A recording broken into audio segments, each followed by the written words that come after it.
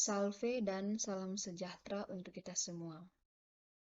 Yang terhormat, Ibu Sisil selaku dosen pengampu kami di mata kuliah Teknik Kompilasi dan yang saya kasihi teman-teman sekalian. Perkenalkan, nama lengkap saya Maria Herlina Sasi dengan NIM 23121108. Saya mahasiswa semester 5 Program Studi Ilmu Komputer Fakultas Teknik Universitas Katolik Widya Mandira Kupang.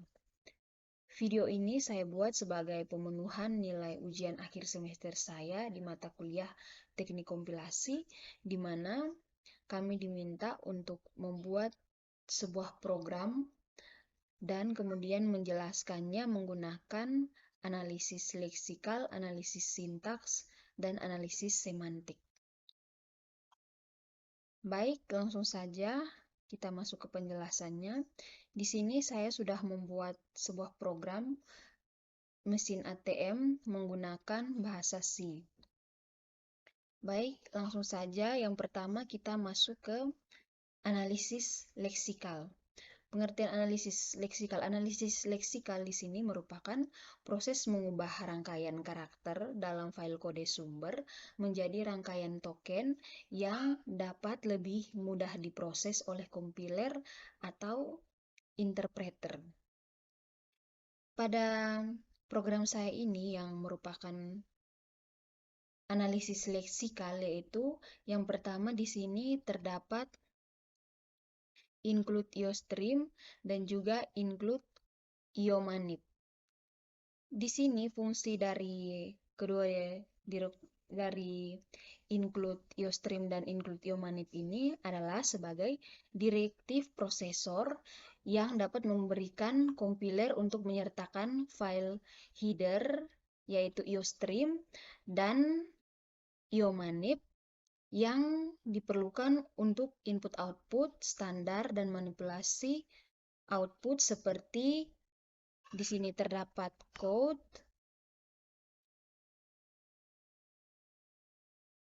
NL, dan CHIN. Kemudian yang kedua, dalam program saya ini juga terdapat keyword dan identifiers, yaitu yang digunakan di sini yang pertama using namespace std, kemudian void in, double, return, kemudian while, kemudian case, break, dan juga return. Ini merupakan kata kunci keywords dari bahasa C++ yang digunakan di program saya ini. Kemudian di sini juga yang merupakan bagian dari analisis leksikal yang merupakan keywords dan identifiers itu juga terdapat display menu. Terdapat display menu di sini juga merupakan analisis leksikal. Kemudian di sini juga terdapat simbol dari analisis leksikal, yaitu di sini ada tanda buka kurung, kemudian tanda koma seperti di sini.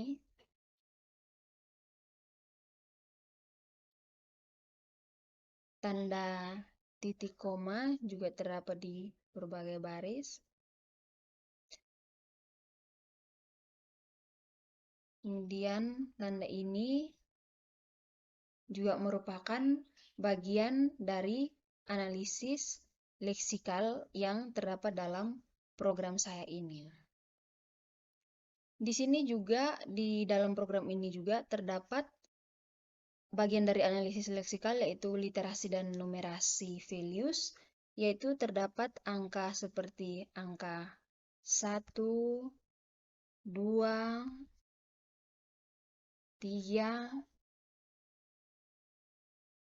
dan 1 juta yang merupakan saldo ini. Di dalam sini juga yang merupakan analisis leksikal itu ada CIN, code, NL, ini satu, yang nantinya akan digunakan atau fungsi dari code ini dan NL ini, mereka akan menampilkan output ke layar manipulasi.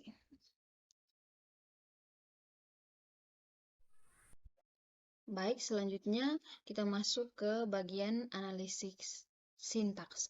Analisis sintaks ini merupakan tahapan kedua di dalam proses analisis pada kompiler, di mana analisis sintaks ini juga dikenal sebagai parsing, yaitu merupakan proses menganalisis rangkaian simbol baik dalam bahasa alami atau bahasa komputer menurut aturan tata bahasa formal.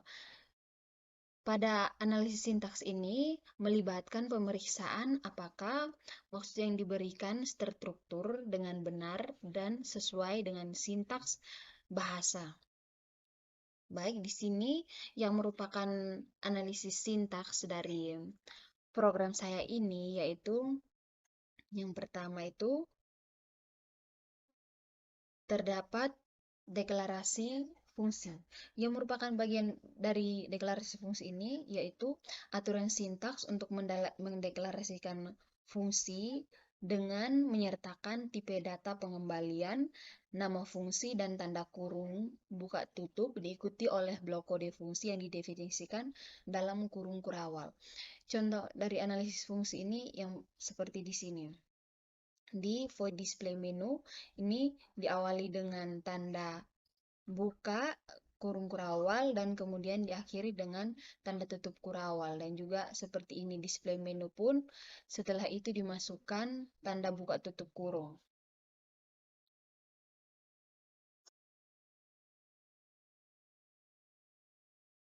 Kemudian yang kedua di dalam analisis sintaks ini terdapat variabel lokal. Aturan sintaks untuk variabel lokal yaitu merupakan aturan sintaks untuk mendeklarasikan variabel lokal dalam suatu fungsi yang menyertakan tipe data variabel diikuti dengan nama variabel. Contohnya di sini adalah in choice. In choice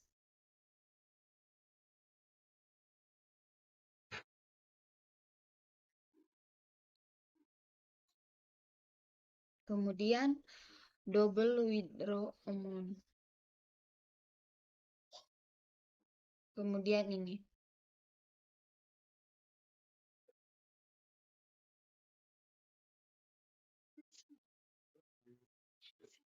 Kemudian di sini juga merupakan bagian dari analisis sintaks yaitu terdapat perulangan while true yang sudah menyertakan seleksi kondisinya yang akan dievakuasi oleh setiap iterasi.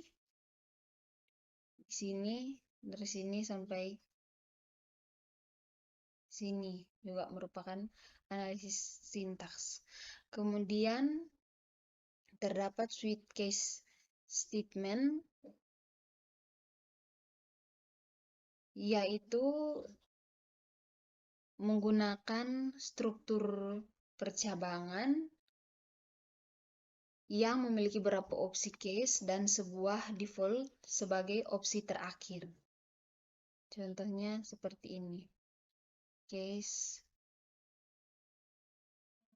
aksi ketika choice 1, kemudian break, kemudian ini,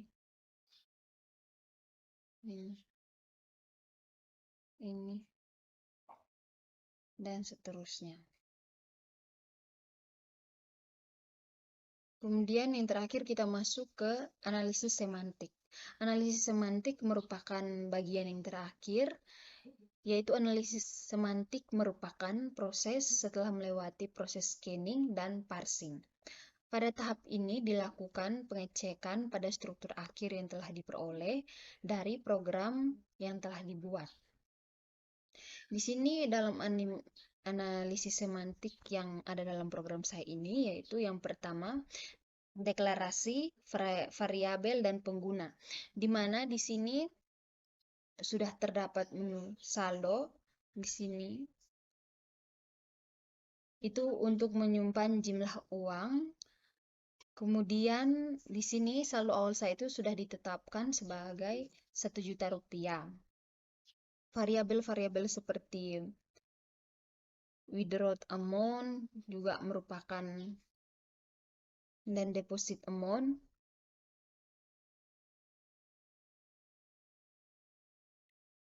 juga digunakan di sini, fungsinya digunakan untuk menyimpan jumlah yang diinginkan untuk ditarik atau disetor oleh pengguna.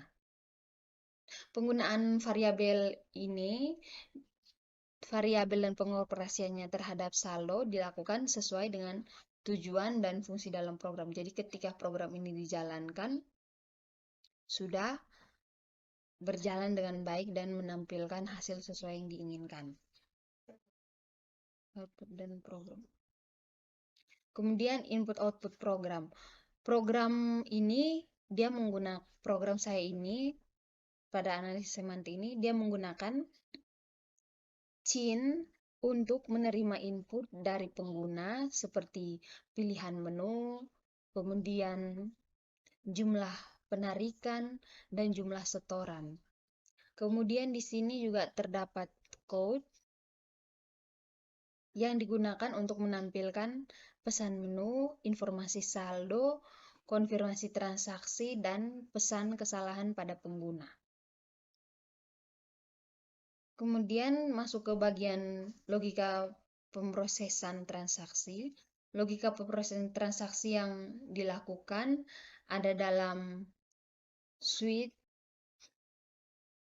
case.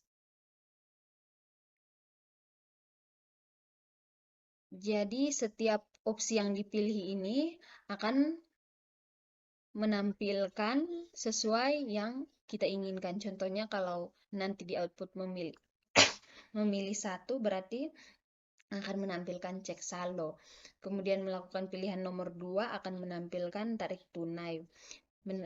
Kemudian melakukan pilihan nomor 3 akan menampilkan setor tunai, dan pada keempat akan membawa kita untuk keluar dari program.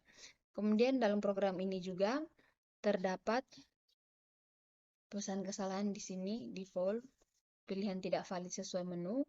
Jadi kalau kita memasukkan nomor 5, berarti kita akan diberi pesan bahwa pilihan tidak valid dan silahkan pilih menu yang sesuai, dan kita akan diarahkan kembali untuk memilih menu yang sesuai. Baik, ini selanjutnya saya akan melakukan running pada aplikasi ini.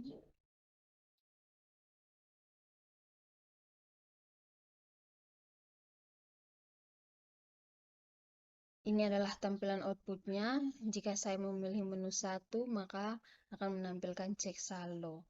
Kemudian saya memilih menu 3, maka ini masukkan jumlah yang ingin disetor. Contohnya di sini saya mau menyetor 200.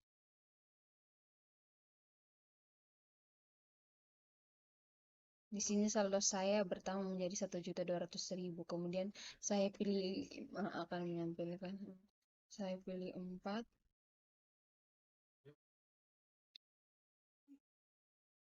Baik, sekian penjelasan dari program saya ini. Mohon maaf bila ada yang kurang dimengerti. Sekian dan terima kasih.